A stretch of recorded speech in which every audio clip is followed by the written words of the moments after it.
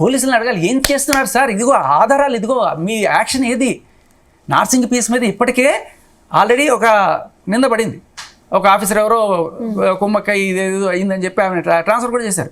But ఎక్కడ ఇంత సాక్ష్యాలు చూపిస్తున్నా కూడా ఏ రకమైన చర్య లేదు. ఇదే నార్సింగ్ పిఎస్లో మన జూలై 1 ఈ సాక్ష్యాలు వస్తున్నాయి. ఇప్పుడు ఆడియోస్ అయినా అంత ఈజీ. ఇప్పుడు ఆమె బెంగళూరు, వైజాగ్, హైదరాబాద్ ఇన్ని సిటీస్ లో చేస్తుందంటే ఆమె ఎంత కాషియస్ గా ఉంటది. ఎలా వస్తున్నాయి ఇవన్నీ మరి ఇన్ని సాక్ష్యాలు, లైక్ ఆడియోస్ అయిన వీడియోస్, ఈవెన్ రాజ్తరుణ్ విషయంలో కానీ, మస్తాన్ సాయి విషయంలో కానీ, లావణ్య విషయంలో కానీ అసలు సగానికి సగం ఈవిడ దగ్గర నుంచే వస్తున్నాయి, లావణ్య దగ్గర నుంచే వస్తున్నాయి. ఈవిడ పాయింట్ ఏంటంటే ఏదైనా సరే రికార్డ్ చేసుకుంటుంది ఈవిడ. ఇది ఈవిడ ఫోన్లోనో లేకపోతే అవతల పక్క ఫోన్లోనో రికార్డ్ అవ్వాలి. అంటే దానివల్ల ఆమెకి నష్టం కదా. ఏం లేదు, నష్టం ఉండొచ్చు. బట్ అవతల వాళ్ళని ఏదో రకంగా ఇరికిస్తానని బెదిరించో లేకపోతే బ్లాక్మెయిల్ చేయడానికి పనికొస్తాయి ఎప్పుడో ఒకప్పుడు. కాబట్టి సో మేబీ ఎప్పుడైనా సరే ఈవిడ ఫోన్ హ్యాక్ అవ్వడము, లేకపోతే ఈవిడకి వాళ్ళకి ఏదైనా గొడవలు వచ్చినప్పుడు, ఈ డ్రగ్ పెడ్లర్స్ అన్నప్పుడు ఏదో గొడవలు వస్తాయి కదా, వాళ్ళ మీద కోపం వచ్చింది వాళ్ళు పంపించుకోవడం, వాట్ ఎవర్ మనకి బయటకు వచ్చిందా లేదా నిజం అనేది ఇంపార్టెంట్. అది ఎలా బయటకు వచ్చింది అనేది ఇమ్మెటీరియల్, బట్ విషయం ఏంటి అనేది ఇంపార్టెంట్. దీని మీద పోలీసులు అండ్ అలాగే రేవంత్ రెడ్డి గారి ప్రభుత్వం ఎవరైతే డ్రగ్స్ మీద ఉక్కుపాదం అన్నారో ఎక్కడ యాక్షన్. 1.5 సంవత్సరం కాలం గడుస్తుంది ఈ కేసుకి.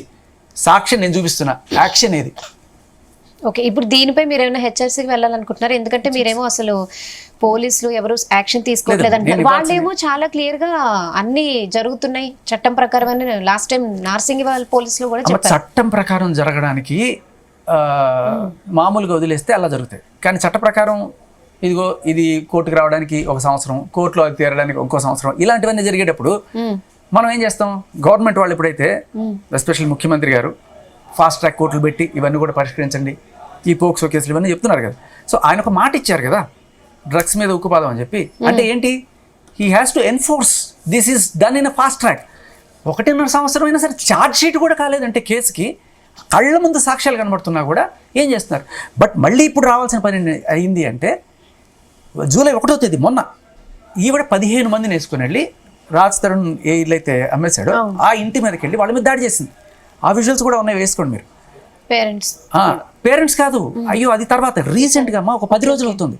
ఇవాళ 10వ తేదీ 1వ తేదీ లేదా 30వ తేదీ జూన్ 30వ తేదీ 15 మందిని వేసుకుని వెళ్ళి రౌడీలు గుండాలు ఇప్పుడు లేదని చెప్తున్నారు కదా, ఇల్లు అమ్మేసిన ఆయన ఇంటి మీద పడింది. ఓకే, నీకు ఆయన దరిమేసి ఇప్పుడు ఉంటుందంట. వాళ్ళని ఆల్మోస్ట్ చంపేసేంత భయభ్రాంతులు గురి చేసి వాళ్ళకి ప్రాణహాని ఉందని చెప్పి వాళ్ళు దేవుడాన్ని పోలీస్ స్టేషన్కి వెళ్ళి కంప్లైంట్ ఇచ్చారు, ఎఫ్ఐఆర్ చేశారు. ఇదే నార్సింగ్ పిఎస్లో యాక్షన్ ఏది. ఇదే విధంగా మస్తాన్ సాయి అనేవాడు అక్కడ లావణ్య ఉన్నప్పుడు రెస్టారెంట్లో ఇలాగే వెళ్ళి దాడి చేశాడని చెప్పి కేసు పెడితే, లావణ్య కేసు పెడితే మా మస్తాన్ సాయిని అరెస్ట్ చేసి 3 నెలలు జైల్లో పెట్టారు. మరి ఇప్పుడు లావణ్య అదే పని చేసింది. వాడైతే ఒకడే వెళ్ళాడు, ఈవిడ 15 మంది గూండాలను వేసుకొని వెళ్ళింది. మరి ఈవిడ మీద ఎఫ్ఐఆర్ మాత్రమే పెడతారు తప్ప ఏ రకమైన యాక్షన్ ఉండదు. అక్కడైతే ఆన్ ద స్పాట్ యాక్షన్ జరిగింది, అరెస్ట్ చేశారు, నేనే. ఇక్కడ ఏమి ఉండదు. ఎందుకు ఇవి నాకు అర్థమే కాదు. మనిషికో న్యాయమా? లేకపోతే ఆవిడ సంబంధించి ఇంకా ఎవరన్నా అక్కడ కొమ్ము కాస్తున్నారనే డౌట్ ఎవరికైనా వస్తుంది. అసలు అంటే ఆమె ధైర్యం ఏంటి? లైక్ అంటే ఆల్రెడీ వేరే వాళ్ళు తీసుకున్న తర్వాత కూడా ఆమె వెళ్ళి అట్లా చేయడం. ఈ మాదక ద్రవ్యాలకు అలవాటు పడిన వాళ్ళకి విచక్షణ ఇవి ఏముండదు. అంటే ఆ కమ్యూనిటీ కదా అదంతా, విల్లాస్ కమ్యూనిటీ కదా. మరి అక్కడ ఆమెను ఎవరు ఆపలేదా? ఎందుకంటే అక్కడ సెక్యూరిటీ ఉంటుంది. సెక్యూరిటీ మీరు చూడండి వీడియోలో, ఆ సెక్యూరిటీ వాళ్ళని ఎలా బెదిరించి తోసి గేట్ ఇసిరేసి వాళ్ళ మీద ఇది చేసి ఒక 15 మంది గుండాలను వేసుకుని లోపలికి వెళ్ళిపోయి ఒక వీరంగం చేసింది అక్కడ. ఓకే, ఎక్కడ చర్య లేదు. ఓకే, వాళ్ళు ఎఫ్ఐఆర్ చేసినా కూడా ఇంటి ఓనర్స్ ఎఫ్ఐఆర్ చేశారు. ఏది ఇదే టైప్లో మస్తాన్ సాయి వెళ్ళి అక్కడ లావణ్య ఇంట్లో ఉంటే, అక్కడికి వెళ్ళి ఉంటే ఆయన మీద కేసు పెట్టి ఆయన నన్ను చంపడానికి వచ్చాడు, నాకు ప్రాణహాని ఉందని పెడితే వెంటనే అయిపోయింది. ఓకే, సరే. అంటే ఇప్పుడు మీరు ఇంత క్లియర్ గా మీ దగ్గర ఇవన్నీ ఆడియో నా దగ్గర ప్రూఫ్స్ ఉన్నాయి కదా, నాకు పంపించిన వాడు ప్రపంచం అందరికి పంపిస్తాడు కదా. నాకు తెలిసి వీడు పోలీసుకి కూడా పంపించుంటాడు, నాకు మీకు పంపిస్తుంటాడు.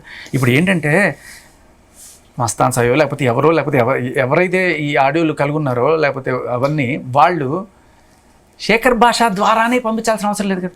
జీ తెలుగు పంపిస్తే రవితేజకు పంపిస్తే రవితేజ ఏడా, రవితేజ లావణ్య చాలా క్లోజు, రవితేజకు పంపిస్తే ఏడు, శేఖర్ భాషకు పంపిస్తే వేస్తాడని చెప్పి శేఖర్ భాషకు మాత్రం పంపిస్తాడా?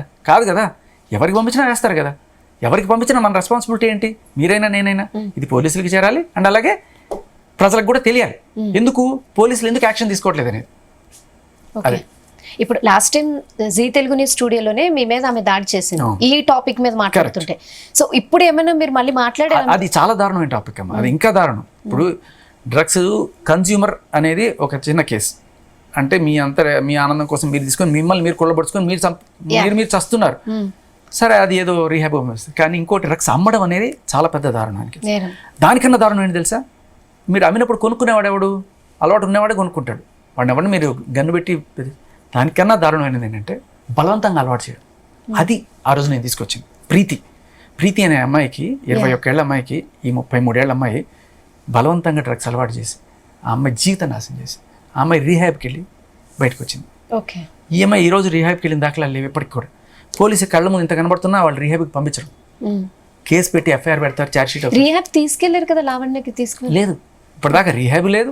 ఆవిడ ఇప్పటికే ఏమంటున్నారు, ఇందాక నేను డ్రగ్స్ తీసుకున్నానా, మరి ఇందాక మీరు చూపించిన వీడియోలో ఇక్కడ 5 ప్యాకెట్లు ఉన్నాయి ఏంటి, 5 ప్యాకెట్లు ఇస్తే 15 నిమిషాలు కిస్ ఇస్తుందంట. ఆడియో విన్నారు మీరు? సో నేను అనేది ఏంటంటే ఒకసారి దీనికి అలవాటు పడిపోతే మనిషి ఎంత దిగజారుతాడు, దానికోసం ఆ డ్రగ్స్ కోసం అనేది దిగజారుతాడు అనేది అక్కడ అది కూడా కనబడుతుంది. అండ్ ఆవిడ డ్రగ్స్ తీసుకోలేదని ఇవాళ చెప్తున్నారు ఇక్కడ. ఇదే కొన్నాళ్ళ కొత్త మీడియా ఛానల్స్లో ఆవిడ మీరు తీసుకుంటారా అని ఒక ఆయన అడిగితే మస్తాన్ సాయితో ఉన్నప్పుడు తీసుకున్నానండి ఓపెన్గా చెప్పింది. ఆవిడ తీసుకున్నాను అని ఆవిడే చెప్పింది. మళ్ళీ ఇవాళ సడన్గా నేను తీసుకోలేదు అంటే సరే మానేసామని చెప్పచ్చు, బట్ మానేసాను అని చెప్పడం అనేది రైట్ కాదు. ఎందుకంటే you should go to rehab and get it certified. నీలాంటి వాళ్ళు బయట ఉండడం వల్ల సమాజానికి చాలా హానికరం. ఎందుకంటే మీరు డ్రగ్స్ తీసుకున్నప్పుడు విచక్షణారహితంగా 15 మందిని తీసుకెళ్ళి ఇంటి మీద పడితే ఏం చేస్తారమ్మా? ఇలాంటి వాళ్ళని ఈవిడికి బెయిల్ వచ్చి ఏది సికింద్రాబాద్ రైల్వే స్టేషన్లో 5 గ్రాముల మెత్తో చెంచల్గూడ జైల్లో పెట్టారు 45 రోజులు. తర్వాత బెయిల్ తీసుకొని బయటకు వచ్చి ఇప్పటిదాకా 10 కేసులు నమోదైనవి. అన్ని ఏళ్ల మీద దాడులే. అండ్ నా మీద కూడా దాడి ఉంది దాంట్లో. ఇదే మీ ఆఫీస్ కింద నేను రాత్రిపూట అర్ధరాత్రి 11:30 పూట వెళ్తుంటే రౌడీని తీసుకొచ్చి నా మీద దాడి చేస్తాను. ఇదే రౌడీని తీసుకొని ఇప్పుడు వీళ్ళ మీద. సో ఇప్పుడు అసలు ఏంటి